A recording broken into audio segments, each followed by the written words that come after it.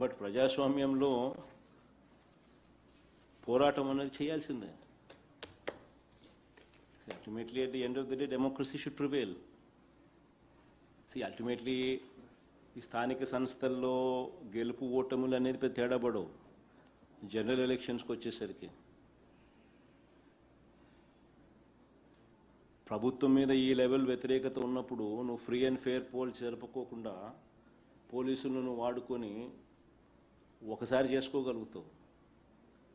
కానీ ఆ కోపం కింద మనకు నీకు గుర్తుండే ఉంటుంది, నంద్యాల బై ఎలక్షన్స్.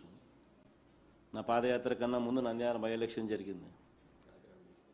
దాన్ని టార్గెటెడ్గా చేసి పోలీసులు మొత్తం డంప్ చేసి డబ్బులు విపరీతంగా డబ్బులు అక్కడ డంప్ చేసి ప్రలోభాలు పెట్టి భయపెట్టి లీడర్లందరినీ అరెస్టులు చేసి రకరకాల కార్యక్రమాలు చేసి బై ఎలక్షన్ గెలిచినారు. ఆ తర్వాత నా పాదయాత్ర జరిగింది. ఆ తర్వాత ఎలక్షన్లు వచ్చినాయి. అదే నంద్యాలనే 36,000 38,000తో గెలిచినాం తర్వాత. సో తేడా పడదు. ఇట్స్ ఆల్ చంద్రబాబు నాయుడు అనే వ్యక్తి తనను తాను ఫూల్ చేసుకునే దానికోసము తన మైండ్ను ప్రజలను ఆ మాదిరిగా ట్యూన్ చేసుకోగలుగుతామనే ఒక ఫాల్స్ నరేషన్ కోసము చేస్తారే తప్ప